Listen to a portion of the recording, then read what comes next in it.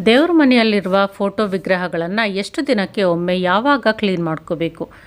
ಮಂಗಳವಾರ ಶುಕ್ರವಾರ ವಿಶೇಷ ಪೂಜೆಗಳು ಇರೋದ್ರಿಂದ ಪ್ರತಿ ಗುರುವಾರ ನೀವು ದೇವ್ರ ಮನೆಯನ್ನು ತಪ್ಪದೆ ಕ್ಲೀನ್ ಮಾಡ್ಕೋಬೇಕು. ದೇವರ ದೀಪಗಳಾಗಿರ್ಬೋದು, ವಿಗ್ರಹಗಳಾಗಿರ್ಬೋದು, ಫೋಟೋಗಳಾಗಿರ್ಬೋದು ಕ್ಲೀನ್ ಮಾಡಿಕೊಂಡು ಅರಿಶಿನ ಕುಂಕುಮಗಳನ್ನು ಇಟ್ಕೋಬೇಕು.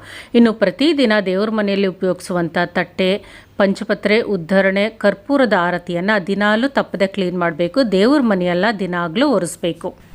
ದೇವ್ರ ಮನೆಗೆ ಯಾವುದೇ ಧೂಳು ಕೂದಲುಗಳು ಹೋಗದೇ ಇರೋ ರೀತಿ ಶುಚಿಯಾಗಿ ಇರೋ ರೀತಿ ನೋಡ್ಕೋಬೇಕು. ಶುಚಿತ್ವ ಶುದ್ಧತೆ ಇಲ್ಲದೆ ಇರೋ ಕಡೆ ಲಕ್ಷ್ಮೀ ದೇವಿ ಒಂದು ಕ್ಷಣನೂ ನೆಲೆಸೋದಿಲ್ಲ. ಇನ್ನು ಪೂಜೆ ಮಾಡಬೇಕಾದ್ರೆ ತಪ್ಪದೆ ನಿತ್ಯನೂ ನೈವೇದ್ಯವನ್ನು ಇಡಲೇಬೇಕು. ದೇವ್ರ ಮನೆಯಲ್ಲಿರೋ ದೀಪಗಳನ್ನು ಪ್ರತಿನಿತ್ಯ ಕ್ಲೀನ್ ಮಾಡ್ಕೋಬೇಕು. ಸಾಧ್ಯ ಆಗದೇ ಇರುವಂಥವರು ದಿನ ಬಿಟ್ಟು ದಿನನಾದರೂ ಶುದ್ಧಿ ಮಾಡ್ಕೋಬೇಕು. ದೀಪಗಳನ್ನು ನೆಲದ ಮೇಲೆ ಇಡದೆ ಒಂದು ತಟ್ಟೆ ಮೇಲೆ ಅಥವಾ ಒಂದು ಎಲೆಯ ಮೇಲೆ ತಪ್ಪದೆ ಇಡಬೇಕು. ಅಮಾವಾಸ್ಯೆ ದಿನ ಯಾವುದೇ ಕಾರಣಕ್ಕೂ ದೇವ್ರ ಮನೆಯನ್ನು ಕ್ಲೀನ್ ಮಾಡಬಾರ್ದು.